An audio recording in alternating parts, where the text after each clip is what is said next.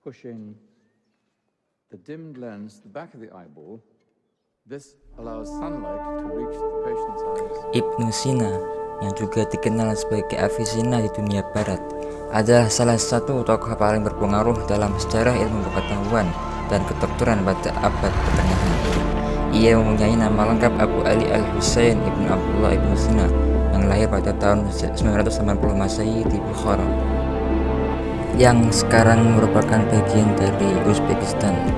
Ia meninggal pada bulan Juni 1037 dan dimakamkan di Hamadan, sebelah tetangga Teheran, Iran, pada tahun 1950. Makamnya diperbarui dan diubah menjadi museum yang dilengkapi dengan perpustakaan dengan ribuan koleksi buku. Selain dikenal sebagai seorang filsuf, Ibnu Sina juga dikenal sebagai seorang ahli dalam bidang kedokteran. Secara intelektual, Ibnu Sina tercatatkan dalam 450 judul tulisan, namun kini hanya 240 judul yang selamat. Ketertarikan Ibnu Sina terhadap ilmu kedokteran sudah ia mulai saat usia 16 tahun. Di usia remaja itu ia tidak hanya belajar teori kedokteran, tapi juga praktik dengan membuka pelayanan kesehatan kepada orang sakit. Ketekunannya dalam belajar itu membuatnya menemukan banyak metode pengobatan terbaru. Salah satu pasien yang berhasil disembuhkan adalah penguasa Bukhara. Banyak literatur menyebutkan bahwa sudah tak terhitung dokter yang sanggup mengobati sang raja. Namun ia atas izin Allah Subhanahu wa Ta'ala, ia pun berhasil menyembuhkannya. Atas keberhasilan itu, ia pun mendapatkan akses memasuki perpustakaan raja yang berisi manuskrip langka. Perpustakaan itu yang kemudian memfasilitasi kegiatan penelitiannya. Karya Ibnu Sina.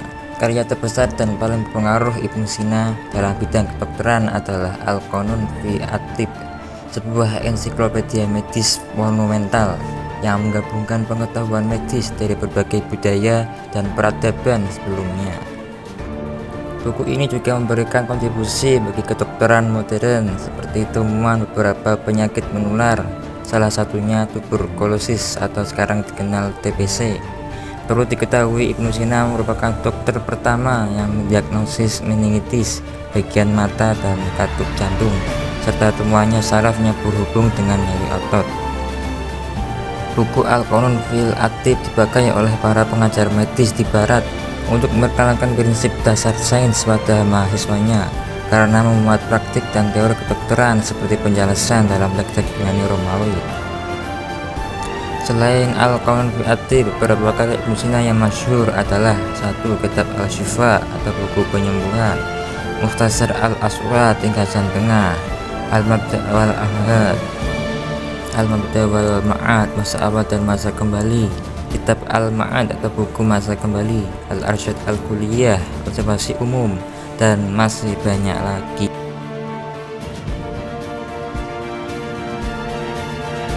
Ibnu Sina dikenal sebagai bapak kedokteran modern karena pemikirannya berpengaruh terhadap dunia. Ibnu Sina lahir di sebuah desa besar dekat Bukhara yang sekarang dikenal dengan Khormitan, yang berarti tanah matahari. Pendidikan Ibnu Sina. Pendidikan Ibnu Sina sendiri dalam sejarah peradaban Islam cukup beragam. Dia mengaku telah membaca dan menghafal seluruh Al-Quran pada usia 10 tahun. Dia juga telah belajar matematika dari seorang pedagang kelontong, argumentasi agamanya dari seorang petapa tua, dan akhirnya filsafatnya dari seorang guru terkenal yaitu Nateli. Ibnu Sina membaca berbagai penulis Yunani dalam terjemahan bahasa Arab termasuk Aristoteles, Plato, dan Euclid. Dan sejak usia 16 tahun dia menjadi terobsesi dengan logika. Dalam sebuah anekdot yang cukup menarik, Ibnu Sina mengklaim bahwa selama periode ini setiap kali ada masalah yang luput dari perhatiannya, dia berdoa di masjid untuk memecahkan masalah intelektual apapun yang mengganggunya saat itu. Tiap kali Ibnu Sina merasa lelah, dia segera pergi ke masjid terdekat. Pada perjalanannya Akhirnya Ibnu Sina kemudian pindah dari Bukhara ke Burgunj. Alasannya ia berikan adalah kematian ayahnya. Meskipun kebutuhan Ibnu Sina pasti tidak menjelaskan perlunya pergantian majikan dari Pangeran Bukhara menjadi Sultan Burgunj.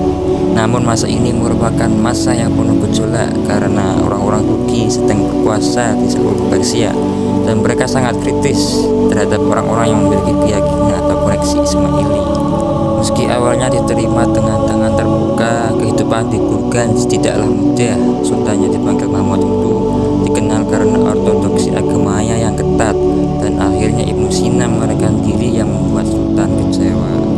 Ibnu Sina akhirnya menemukan dirinya dalam posisi kekuatan politik besar di Hamadan. Yang awalnya dipanggil untuk merawat penguasa Hamadan karena sakit perut, akhirnya dipromosikan menjadi dokter pribadinya, kemudian menjadi wazir atau gubernur. Namun Ibnu Sina mempunyai musuh dalam posisi terakhir ini, terutama dengan tentara. Pada masa itu teknologi kedokteran belum secanggih sekarang, namun Ibnu Sina memahami kasus patah tulang dengan amat rinci. Dia menulis buku jenis patah tulang dan cara perawatannya, yang kemudian menjadi rujukan kedokteran di dunia sampai sekarang. Hebatnya lagi, dia juga pernah menjelaskan penyakit tumor dan kanker. Padahal penyakit ini banyak terjadi pada zaman modern, namun Ibnu Sina yang dikaruniai kecerdasan yang luar biasa mampu menerangkannya berabad-abad lampau. Saat bertepatan bulan Ramadan Juni 1037, Ibnu Sina tengah menunaikan tugas mulia, yaitu mengajar di sebuah sekolah atau ma'had pada masa itu. Pada waktu yang amat baik itulah ajal menjemputnya. Ia dimakamkan di Hamadan, tempatnya dahulu mengemban ilmu pengetahuan. Ibnu Sina sangat pantas disebut sebagai bapak kedokteran dunia dan digelari Medikorum Prinsipal alias Raja Diraja Dokter. Uniknya, gelar ini juga diberikan oleh dunia kedokteran di Eropa sana. Itulah kisah Ibnu Sina, seorang ilmuwan Islam dari Baghdad. Sebagai seorang anak muda dan terlebih sebagai orang muslim, sudah seharusnya kita bisa meneladani seorang Ibnu Sina.